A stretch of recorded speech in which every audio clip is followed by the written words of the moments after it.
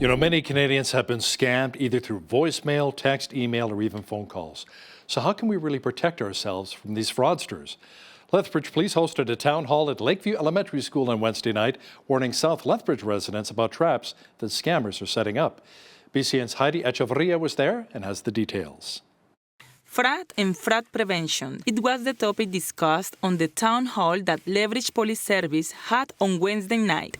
To educate the community as a way to prevent fraud, LPS has been holding town hall meetings at different locations throughout the city.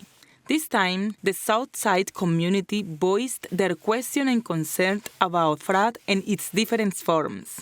Sergeant Kevin Talbot, Economic Crimes Unit with LPS, explained why this town hall meeting is important. When we are seeing an increase, a pocket of frauds that are coming across our desk, we'll notify the public of what those frauds are and how to protect themselves. For example, grandparent scams, if we're seeing a rash of those, we'll notify the public that it's going on in our community and some tips on how to protect themselves from those things. Most of us have probably have had someone try to defraud us by a phone call, a text message, or an email, or something of that nature, or we've been victimized ourselves. This year, as of June 30th, in Canada, the Canadian Anti-Fraud Centre is reporting over almost $300 million in losses.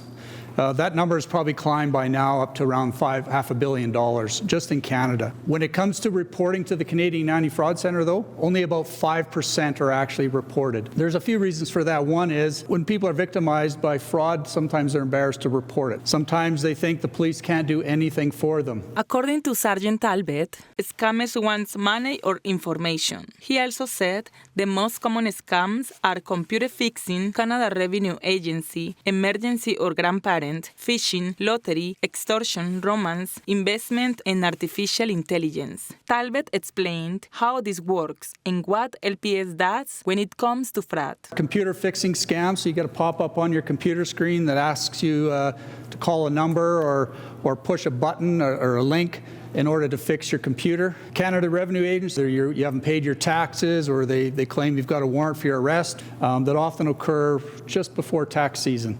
Phishing is kind of applied to every scam, and this is basically when the scammers are throwing out information on a text message to anybody that will respond to them. Lottery scams, scammers will contact you claiming that you've won a prize and you got to pay some taxes or some fees in order to get your prize. So what is the LPS doing when it comes to frauds? Well, we're training our individuals internally and in external resources. So we just recently sent one of our investigators to Ottawa to a CPC investigations course on fraud.